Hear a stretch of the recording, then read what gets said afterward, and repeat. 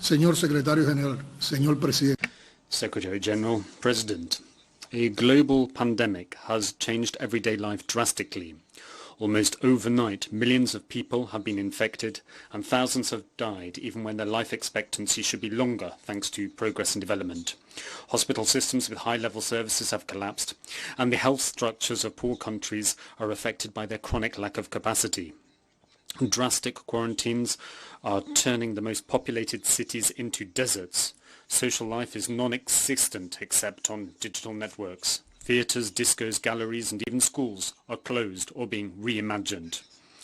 Our borders have been closed, our economies are shrinking and our reserves are dwindling. Life is undergoing a radical redesigning of age-old ways and uncertainty is replacing certainty. Even close friends are unable to recognize one another due to the masks that we have to wear to protect us from contagion. Everything is changing. Much like the urgent need to find a solution to the pandemic, there is an urgent need to democratize this crucial organization, the United Nations, so that it effectively meets the needs and aspirations of all peoples. The sought-after right of humanity to live in peace and security with justice and freedom, the basis for unity among nations, is constantly under threat. Over $1.9 trillion are being squandered today in a senseless arms race promoted by the aggressive and warmongering policies of imperialism, whose leader is the present government of the United States, which accounts for 38% of current global military expenditure. We are referring to a markedly aggressive and morally corrupt regime that despises and attacks multilateralism, uses financial blackmail in its relations with United Nations system agencies, and that, in a show of unprecedented arrogance, has withdrawn from the World Health Organization, UNESCO, and the Human Rights Council. Paradoxically, the very country in which the headquarters of the United Nations is located is also walking away from fundamental international treaties such as the Paris Agreement on Climate Change. This host country rejects the nuclear agreement with Iran reached by consensus. It promotes trade wars. It scraps its commitment to international disarmament control instruments, it militarizes cyberspace, it expands coercion and unilateral sanctions against those who do not bend to its designs, and sponsors the forcible overthrow of sovereign governments through non-conventional war methods. Together with such action, which thumbs its nose at the long-standing principles of peaceful coexistence and respect of the right of others to self-determination as the bedrock for peace, the Donald Trump administration is also manipulating, for subversive aims, cooperation in the spheres of democracy and human rights, while in its own backyard there is an explosion of practically unchecked expressions of hatred, racism, police brutality, and irregularities in the election system and in the voting rights of citizens. There is an urgent need, as I've said, to reform the United Nations. This powerful organization, which emerged after the loss of millions of lives in 2 world wars and as a result of a global understanding of the importance of dialogue, negotiation, cooperation and international law, must not put off any further its modernization and democratization. Today's world needs the United Nations in just the same way as the world in which the United Nations was born did. Something very special and profound is foundering, as evidenced by the daily and permanent violation of the principles of the United Nations Charter and by the ever-increasing use or threat of use of force in international relations. There is no way to keep in place any longer, as if it were part of the natural and immutable order of things, an unequal, unjust and anti-democratic international order, an order where selfishness prevails over solidarity, and the mean interests of a powerful minority over the legitimate aspirations of millions of people.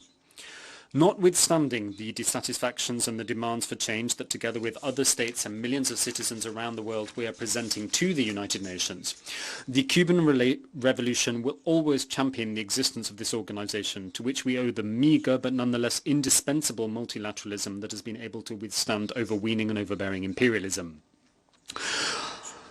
More than once in this very forum, Cuba has reiterated its willingness to work for the democratization of this House and for the upholding of international cooperation, for which the best defense is the United Nations itself. As stated by the first Secretary of the Communist Party of Cuba, Army General Raúl Castro Ruz, and I quote, "The international community can always count on Cuba's honest voice in the face of injustice, inequality, underdevelopment, discrimination and manipulation, and for the establishment of a more just and equitable international order which really centers on human beings, their dignity and well-being." End of quote. President, turning my attention back to the seriousness of the present situation, which many blame solely on the COVID-19 pandemic, I think it is essential to say that the impact of this pandemic extends far beyond the health sphere. Due to its nefarious consequences, the staggering death toll and the damage it has wrought on the world economy, together with the deterioration of social development, the spreading of the pandemic over the last few months has brought in its train anguish and despair that has affected leaders and citizens in practically all nations. But the multidimensional crisis it has unleashed clearly shows the great failings of the dehumanized policies imposed by the dictates of the market.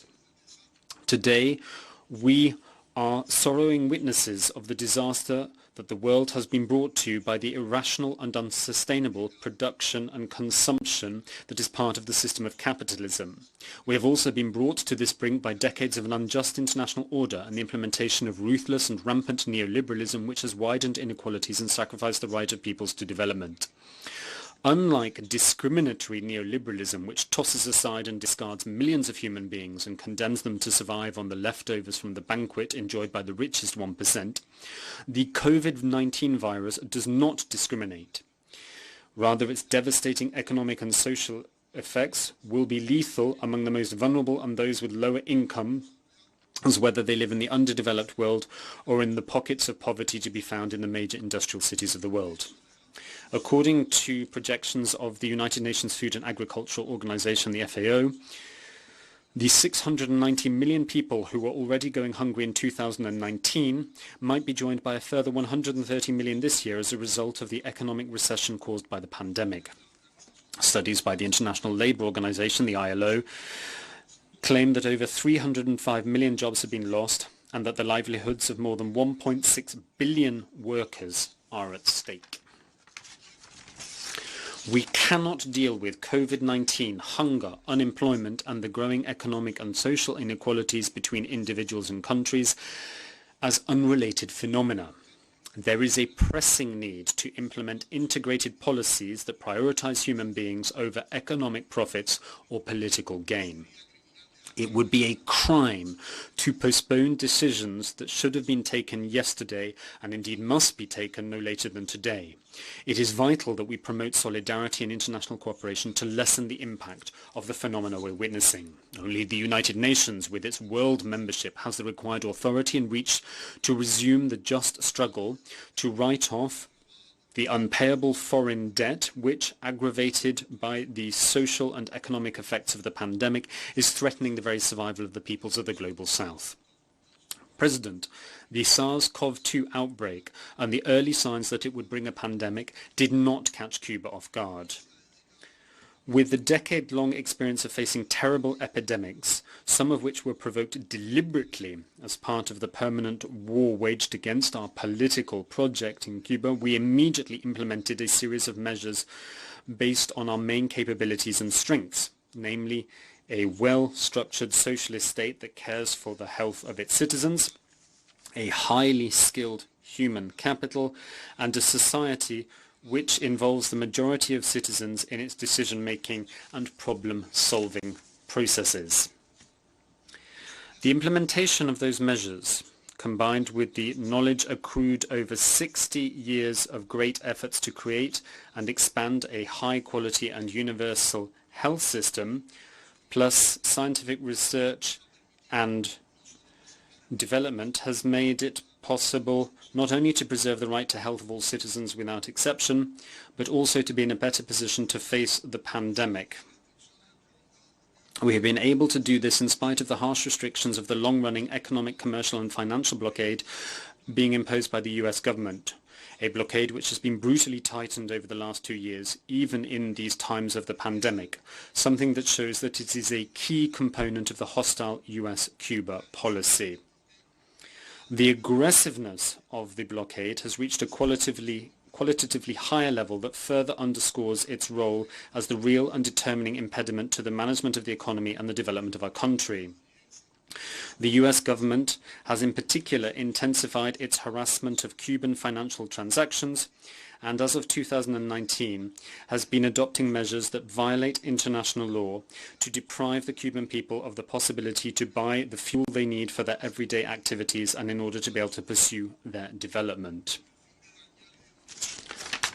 In order to damage and demonize the Cuban Revolution and others it defines as adversaries, the US has been publishing spurious lists lacking legitimacy by which it arrogates to itself the right to impose unilateral coercive measures and unfounded assessments on the world, obliging others to abide by them.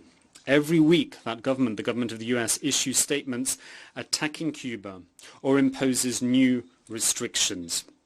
Paradoxically, however, it has refused to term as terrorist the attack that was carried out against the Cuban embassy in Washington on April the 30th, 2020, when an individual armed with an assault rifle fired over 30 rounds at the diplomatic mission of Cuba and later admitted to his intent to kill. We denounce the double standards of the US government in the fight against terror and demand a public condemnation of that brutal attack. We demand a cessation of the hostile and slanderous campaign against the altruistic work of Cuba's international medical cooperation that, with much prestige and verifiable results, has contributed to saving hundreds of lives and lowering the impact of the disease in many countries. Prominent international figures and highly prestigious social organizations have acknowledged the humanitarian work undertaken by the Henry Reeve International Medical Brigade for disaster situations and serious epidemics and called for the Nobel Peace Prize to be awarded to this body. Whilst the US government is ignoring the call to pool efforts to fight the pandemic and withdraw from the WHO, Cuba, in response to requests made to it and guided by the profound solidarity and humanitarian vocation of its people, is expanding its cooperation by sending over 3,700 cooperation workers distributed between 46 medical brigades to 39 countries and territories hit by COVID-19. In this sense, we condemn the gangster-like blackmailing by the US seeking to pressure the Pan American Health Organization so as to turn that regional agency into a tool for its obsessive aggression against our country. Undoubtedly, the forces of truth shall cast down lies, and the facts and the actions of protagonists shall go down in history unburnished and available for all to see. Cuba's example shall prevail. Our dedicated health workers, the pride of a nation, raised on José Martí's idea that my country's humanity shall be awarded the prize their noble hearts deserve.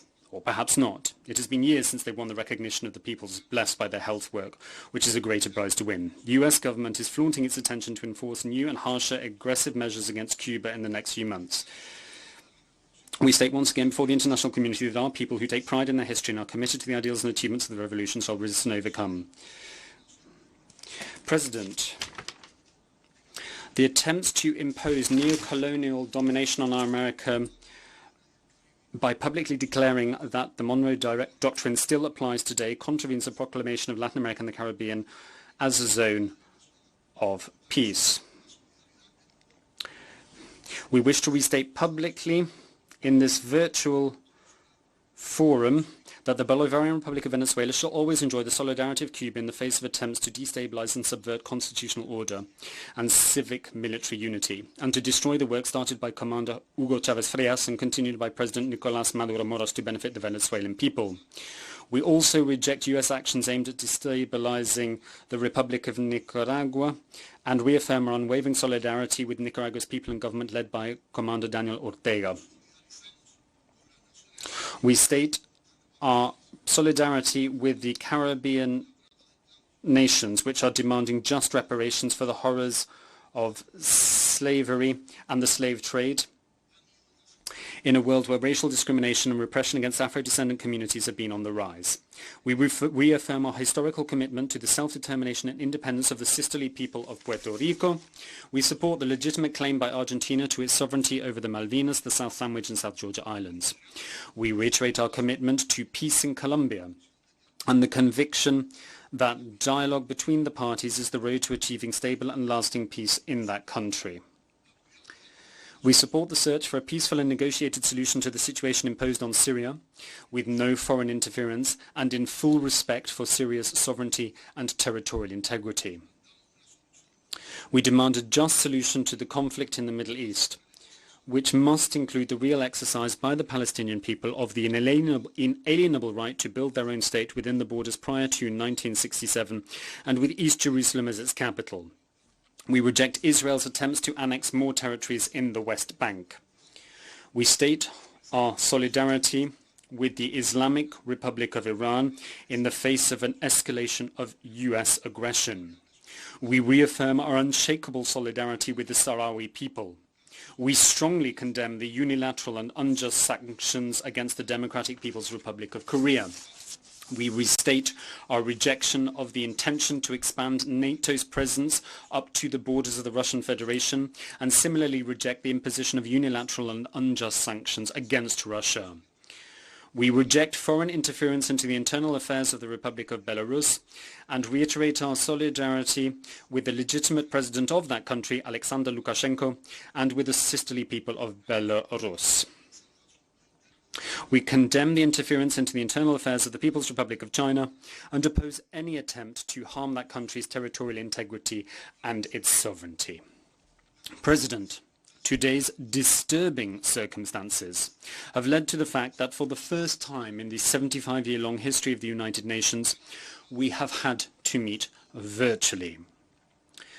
Cuba's scientific community, another source of pride for the nation that, since the triumph of the revolution of the just, announced to the world its intention to be a country of men and women of science, that scientific community is working non-stop on one of the first vaccines that are going through clinical trials anywhere in the world.